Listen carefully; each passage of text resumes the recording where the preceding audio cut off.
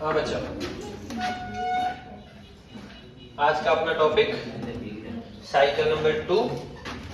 कौन सा? C4 cycle. लो, C4 cycle हमने क्या बात की थी कि CO2 को फिक्स करने के लिए अपने पास कितने रास्ते हैं? 3 रास्ते। पहला दिन के अंदर, दूसरा भी दिन के अंदर और तीसरा नाइट में। पहला दिन के अंदर था तो वहां 3 कार्बन का यौगिक बना था जिसको हमने 3PGA के नाम से जाना था और C3 साइक्लोस को हमने नाम दिया था। मोस्ट ऑफ प्लांट जो है लगभग 90 to 95% वो कौन से हैं? C3 है। ठीक है। फिर बोला था कि दूसरा CO2 दूसरे तरीके से फिक्स कर सकते हैं, वो भी दिन में, लेकिन वहां पर जो पहला स्थायी उत्पाद बना था वो कितने कार्बन का था? 4 कार्बन का। 4 कार्बन का होने के कारण उस चक्र को क्या नाम दिया गया? C4 चक्र। तो कुछ प्लांट ऐसे हैं 4 से 5% अपने इस पृथ्वी के ऊपर जो C4 प्लांट के नाम से जाने जाते हैं। C4 प्लांट क्यों? क्योंकि उनमें जो प्रथम स्थायी उत्पाद, जो पहला स्टेबल प्रोडक्ट बनता है वो कैसा बनता है? 4 कार्बन कंटेनिंग कंपाउंड बनता है, 4 कार्बन युक्त यौगिक बनता है। ठीक है। और वहां पर यौगिक कौन सा था? Oxalo acetic acid. चलो, इस C4 साइकिल के बारे में अगर हम स्टार्ट करें तो सबसे पहले हम क्या करें? इसकी डिस्कवरी करते हैं। डिस्कवरी का मतलब C4 साइकिल क्या है, कौन कौन से साइंटिस्ट थे जिन्होंने C4 साइकिल के बारे में बताया। सबसे पहले एक साइंटिस्ट आता है जिसका नाम है कॉर्ट स्केच। क्या नाम आता है? कॉर्ट स्केच।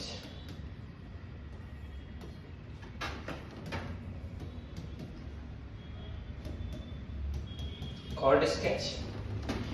इन्होंने क्या किया, जिस टाइम ये गन्ने के पादप पे प्रयोग कर रहे थे, गन्ने के पादप पर, कौन सा? गन्ना मतलब शुगर केन। शुगर केन के प्लांट के ऊपर जिस टाइम ये अपने एक्सपेरिमेंट कर रहे थे तब इन्होंने देखा कि शुगर केन के अंदर फोटोसिंथेसिस के ड्यूरिंग जो फर्स्ट स्टेबल प्रोडक्ट बना, फर्स्ट स्टेबल प्रोडक्ट का मतलब प्रथम जो स्थायी उत्पाद बना, वो कितने कार्बन का यौगिक था? वो था अपने पास में 4 कार्बन का यौगिक, 4 कार्बन कंटेनिंग कंपाउंड, और उसका नाम था oxalo acetic acid. Oxalo acetic acid, इसको हम OAA भी कहते हैं। पहले भी हम इसको क्रेब्स साइकिल में पढ़ चुके हैं। क्रेब्स साइकिल में ग्लाइकोलाइसिस का जो अंतिम उत्पाद होता है पायरुविक एसिड, वो एंटर कर जाता है लिंक रिएक्शन में, जहां क्या बनाता है? 5 कोफैक्टर की हेल्प से एसिटाइल कोएंजाइम A बनाता है। एसिटाइल कोएंजाइम A क्रेब चक्र में एंटर कर जाता है, सबसे पहले ऑक्सिलो एसिटिक एसिड के साथ में मिलता है और सबसे पहले सिट्रिक एसिड का फॉर्मेशन करता है। राइट। तो ये सबसे पहला एक 4 कार्बन का यौगिक बना जिसका नाम था ऑक्सिलो एसिटिक एसिड। अब आगे देखें, ये जो ऑक्सिलो एसिटिक एसिड बना है, जो कॉर्ट स्केच ने बताया, इसकी पुष्टि किसने की? तो यहां पर 2 साइंटिस्ट आते हैं जिसका नाम है हैच एंड स्लेक। क्या नाम है? Hatch and Slack. इन साइंटिस्ट ने पुष्टि की कि हाँ भाई, जो शुगर केन का जो प्लांट है, वो शुगर केन के प्लांट के अंदर क्या होता है? शुगर केन के प्लांट के अंदर जो पहला स्टेबल प्रोडक्ट बनता है वो 4 कार्बन का बनता है। और सबसे ज्यादा डिस्कवरी, प्रूफ भी, पुष्टि भी इन्होंने ही की कि हाँ भाई, पहला कार्बन जो है वो 4 कार्बन, पहला प्रोडक्ट जो है 4 कार्बन का होता है। और इन्हीं के सम्मान में इसी C4 साइकिल को क्या कहा जाता है? हैच एंड स्लेक चक्र कहा जाता है। हैच एंड स्लेक चक्र। चीज समझ में आई? आगे देखें। ये हैच और स्लेग जैसा हम बोल रहे थे C4 प्लांट के अंदर पाया जाता है। तो C4 प्लांट कौन कौन से हैं? कुछ एक नाम ध्यान रखना। सबसे पहले हमने नाम लिया किसका? ओके, फिर मक्का, फिर रोटंडस, फिर साइप्रस, फिर अमरेंथस। अमरेंथस नाम सुना है पहले बेटा? क्या सुना? चंदलिया नाम सुनते हो आप, है ना? घर पे बनाते हैं चंदलिया। वो चंदलिया क्या है? अमरेंथस ही है चंदलिया। और नहीं बेटा, फिर है एट्रीप्लेक्स। एट्रीप्लेक्स कुछ उष्ण तापीय घासों में, और ये जो है वो कुछ द्विबीज, ये जो द्विबीजपत्री प्लांट है, द्विबीजपत्री प्लांट में भी पाया जाता है। जैसे एक नाम लिख रहा हूं मैं जई, एक नाम लिख रहा हूं मैं गेहूं। इनके अंदर ये जो C4 साइकिल है वो नहीं पाया जाता है। क्लियर? कोई दिक्कत? आगे चले। क्या बोला हमने? सबसे पहले C4 साइकिल किसने डिस्कवर किया? कोर्सकेस करके एक साइंटिस्ट था, उन्होंने गन्ने के पादप पर प्रयोग करते हुए बताया कि जो फोटोसिंथेसिस है, प्रकाश संश्लेषण के दौरान इन पादपों के अंदर, गन्ने के अंदर जो पहला उत्पाद बनता है वो 4 कार्बन का बनता है। ठीक है, 4 कार्बन कंटेनिंग कंपाउंड बनता है, जिसको इन्होंने ऑक्सैलोएसिटिक एसिड बताया। इस प्रयोग की पुष्टि किसने की? हैच और स्लेग नामक दो वैज्ञानिकों ने की। ठीक है, 1966 के अंदर। आगे चल करके इसकी बात करें तो लगभग ये 1956 में, इसकी बात करें तो 1966 में। ओके, फिर क्या कि कुछ प्लांट ऐसे हैं जो C4 साइकिल को शो करते हैं। गन्ना, मक्का, रोटंडस, साइप्रस, अमरेंथस, एट्रीप्लेक्स कुछ उष्णतापीय घास है, और द्विबीजपत्री प्लांट तो ही। इनके अंदर ये जो अपने पास में है C4 वो नहीं पाया जाता। एक प्लांट और है बेटा, क्या था? जई हो गया, गेहूं हो गया, चावल, चावल के अंदर ये नहीं होता, जौ के अंदर ये नहीं होता।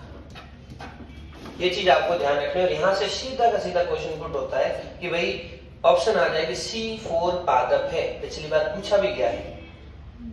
हाँ, वो भी इसमें हो सकता है। ठीक है, तो मोस्ट ऑफ एक बीजपत्री ये जो प्लांट है इनके अंदर ये चीज नहीं होती। निम्न में से C4 पादप है, 4 ऑप्शन में से ऊपर में से जो आए तो उसको हम बोल सकते हैं इनमें होता है। निम्न में से C4 पादप नहीं है, तो इन चीजों को आपको ध्यान रखना है, आपका आंसर सही हो जाएगा। अब आगे ध्यान दो, जैसे हमने C3 की बात की थी तो कहां हो रहा था? क्लोरोप्लास्ट के अंदर, स्ट्रोमा के अंदर, मतलब कि हरित कवक के अंदर वो चीज हो रही थी। अब यहां बात करते हैं कि हो कहां रहा है? पर्ण के अंदर। हमने एनाटॉमी के अंदर पर्ण की स्ट्रक्चर पढ़ी थी। ठीक है, जो ये अपने पास में C4 साइकिल है, ये 2 प्रकार के हरित कवक में होता है। वो एक प्रकार में था C3, ये 2 प्रकार में। 2 प्रकार कैसे? सबसे ऊपर अपने पास में पर्ण की संरचना देखें तो क्या होता है? ये स्टोमेटा,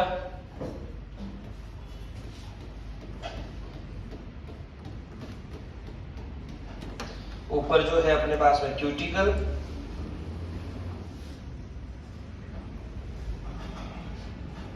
ठीक है। इनके नीचे हमने बात की थी पहली से टिश्यू पाए जाते हैं, खंभ तक पाए जाते हैं, याद आया? एनाटॉमी के अंदर हमने पर्ण की बात की थी, याद है?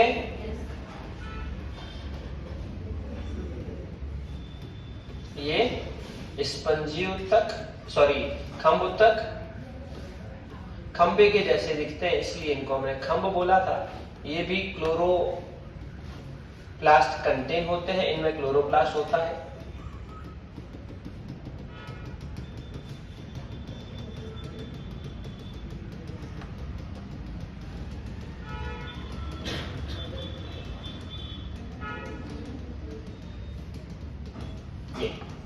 फिर क्या बात की हमने कि बीच में क्या था? बीच में अपने पास में पूल आच्छद था, याद आया? पूल आच्छद ऐसे।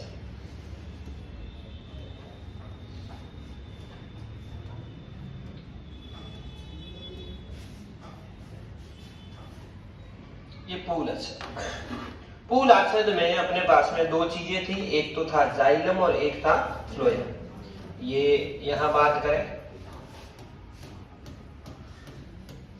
फ्लोएम की, फिर बात करें जाइलम की, ठीक है।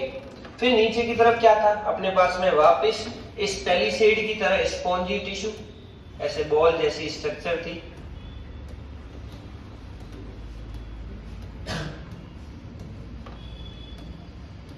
और नीचे की तरफ अपने पास में लोअर एपिडर्मिस थी।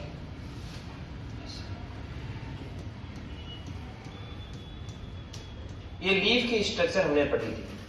ये वापस लीफ की स्ट्रक्चर क्यों बनाई, ठीक है, इसलिए बने, इनमें भी क्लोरोप्लास्ट होता है बेटा, क्योंकि क्लोरेन कायमा है, ऐसा पेरेन कायमा जो क्लोरोप्लास्ट को क्या हुआ, ओके कोई बात नहीं, चलने दो। हाँ बेटा इधर ध्यान दो, है ना, ऐसा पेरेन कायमा, ऐसा मृदुतक जिसके अंदर हरित लवक पाया जाता है। अब ये वाला जो अपने पास में C4 साइकिल है वो चलेगा कैसे, C4 साइकिल इन दो कोशिकाओं के बीच में चलता है, एक तो ये खम उत्तक वाला हरित लवक और एक ये पूल आच्छद वाला बंडल शीट वाला हरित लवक, इन दोनों के बीच में अपने पास में चलता है। हेलो, ऊपर पर्ण मध्योतक, पर्ण के बीच में ये जो चीजें इनको पर्ण मध्योतक कहेंगे, हमने भरण उत्तक तंत्र में पढ़ा था, ठीक है। पर्ण मध्योतक कौन सा, पर्ण मध्योतक वाला हरित लवक और पूल आच्छद वाला हरित लवक, इन दोनों के बीच में चलता है। इसको ध्यान रखना, ये क्या है, पूल आच्छद, और ये क्या है, पर्ण मध्योतक। तो दो प्रकार का हरित लवक है अपने पास, क्लियर। अब इनके बीच में ये जो पूल आच्छद है वो किस रूप में है, माला के रूप में, माला या माला के मनकों के रूप में, मनकों के रूप में। माला के जो मनके होते हैं उसको ग्रीक भाषा के अंदर क्या बोला जाता है, क्रेंज बोला जाता है। याद आया, लिखा था हमने, क्रेंज एनाटॉमी पाई जाती है। क्रेंज मतलब माला के मनके। इसलिए इन पर्ण की जो आकारिकी है, इन पर्ण की जो एनाटॉमी है उसको हम बोलते हैं क्रेंज एनाटॉमी। क्रेंज एनाटॉमी, ये एक इंपॉर्टेंट पॉइंट है, ध्यान रखना। क्रेंज एनाटॉमी जो है वो किसके द्वारा दर्शाई जाती है, तो C4 चक्र के द्वारा, C4 पार्टों के द्वारा दर्शाई। क्लियर, C4 सॉरी क्रेंज एनाटॉमी है क्या, कि पर्ण मध्योतक में, पर्ण में जो पूल आच्छद है वो एक माला के मनकों के रूप में पाए जाते हैं, मनकों के रूप में, माला के रूप में व्यवस्थित होते हैं, और इसी को हम क्रेंज बोलते हैं ग्रीक लैंग्वेज में। और इस प्रकार की एनाटॉमी को हम किस प्रकार की बोलेंगे, क्रेंज। क्लियर। फिर आगे बात करें कि अपने पास में कितने प्रकार के हरित लवक है, दो प्रकार के हरित लवक। चलो इसको आगे देखते हैं।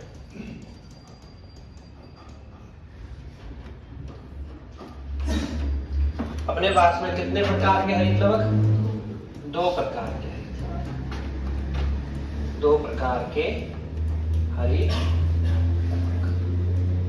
कौन कौन से, पहला तो है पर्ण मध्योतक, आवाज नहीं, पर्ण मध्योतक हरित लवक, क्लोरोप्लास्ट। और दूसरा कौन सा है, पूल आच्छद, पूल आच्छद हरित लवक। अभी तक C4 चक्र आया नहीं है, हम समझ रहे कि C4 चक्र होता कहां है। पहली बात बताई कि C4 चक्र बताया किसने, फिर बोला कि C4 चक्र किन प्लांट्स में होता है, फिर हम बता रहे कि C4 चक्र के लिए कौन सी कोशिकाएं काम आती है। दो प्रकार की है, पर्ण मध्योतक हरित लवक और पूल आच्छद हरित लवक, ठीक है, ये समझ में आई। अब इस पर्ण मध्योतक हरित लवक और पूल आच्छद हरित लवक में फर्क क्या है। जो पर्ण मध्योतक हरित लवक है, यहां पर एक एंजाइम सक्रिय रहता है जिसका नाम है PEPCO, फॉस्फोइनोल पाइरुवेट कार्बोक्सिलेज।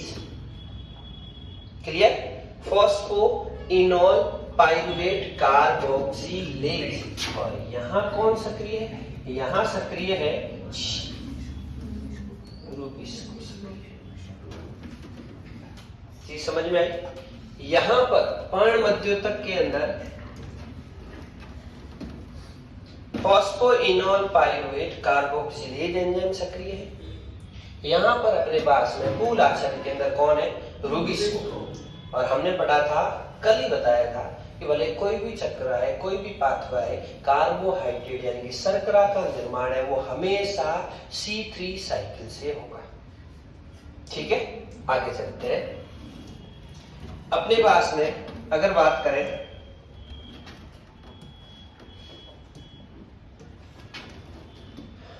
ये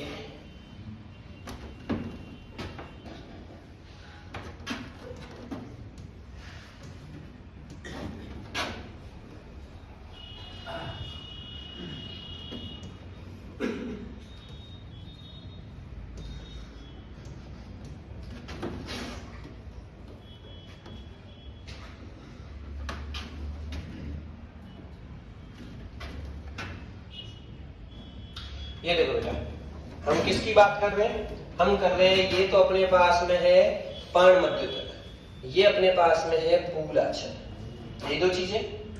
अब इसमें किस प्रकार से CO2 को ठिकाने लगाया जाता है और किस प्रकार से CO2 से आगे चल करके कार्बोहाइड्रेट का निर्माण होता है।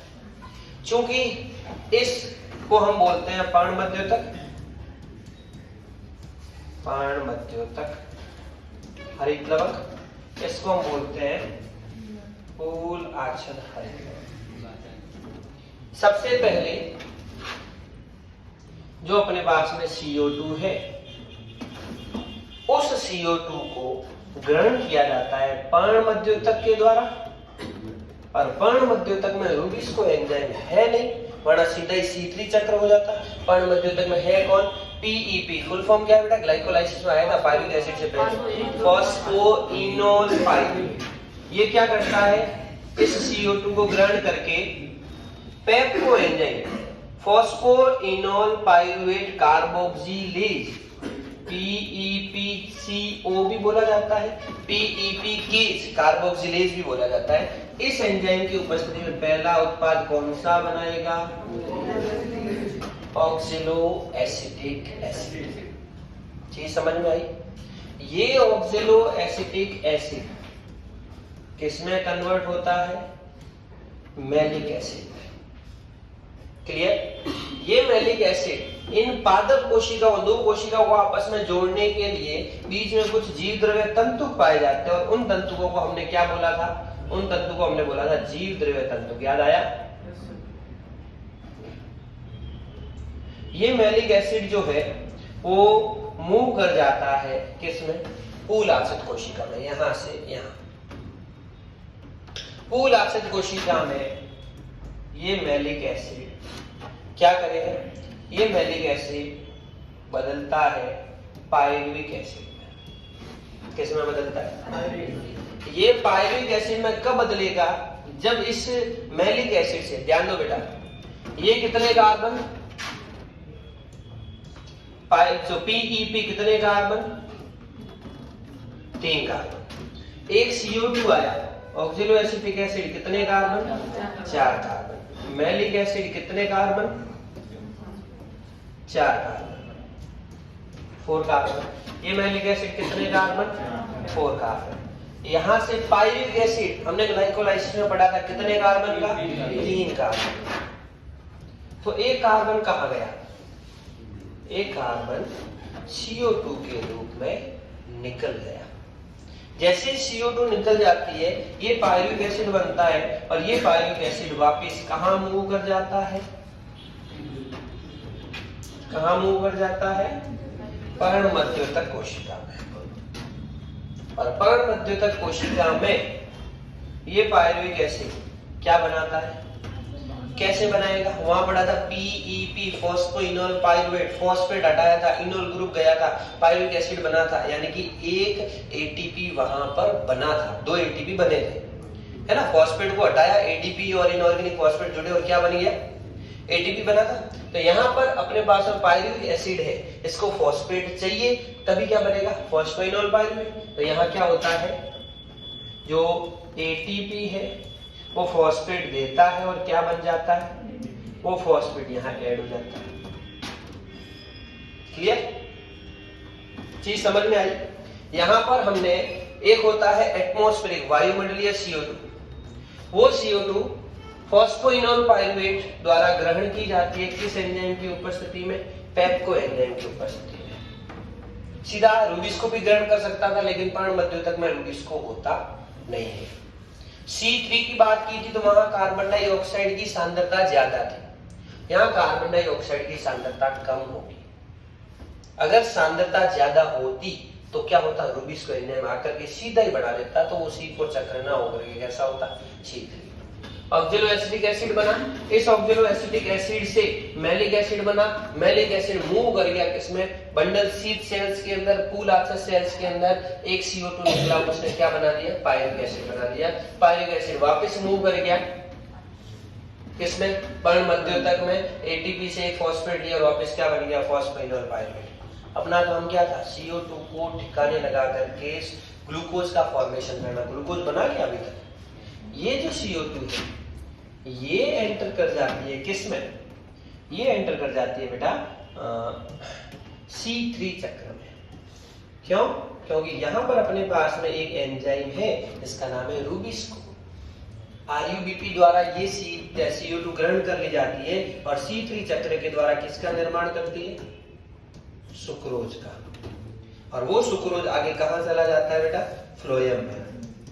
क्योंकि सुक्रोज यानी भोजन, भोजन का परिवहन कौन करता है? फ्लोएम, है ना? जैसे ये स्ट्रक्चर बनाई, ये है, फिर इसके पास में आते ही फ्लोएम से वो सारे प्लांट के पार्ट में क्या हो जाएगा? ट्रांसफर हो जाएगा। चीज समझ में आई? यही अपना क्या है?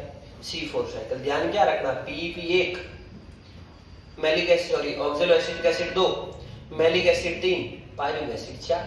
चार चीजें तो ध्यान रखनी और कुछ ध्यान भी नहीं रखना है। चीज समझ में आई? ओके।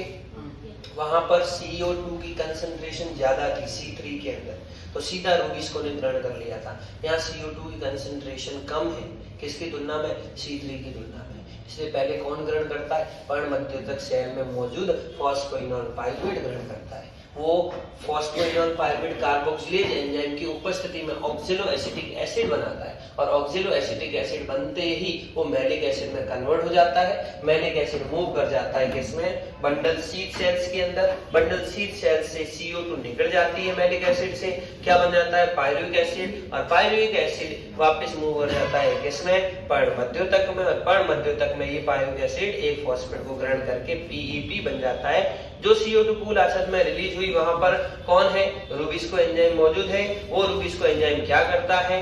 उसको C3 में एंटर करवाता है और सुक्रोज का निर्माण करता है और वो सुक्रोज बाद में फ्लोएम के द्वारा ग्रहण कर ली जाती है और फ्लोएम से पादप के भागों में क्या होती है? अभिगमित होती है। चीज समझ में आई? कोई दिक्कत? यही है अपना C4 साइकिल। क्लियर? ओके।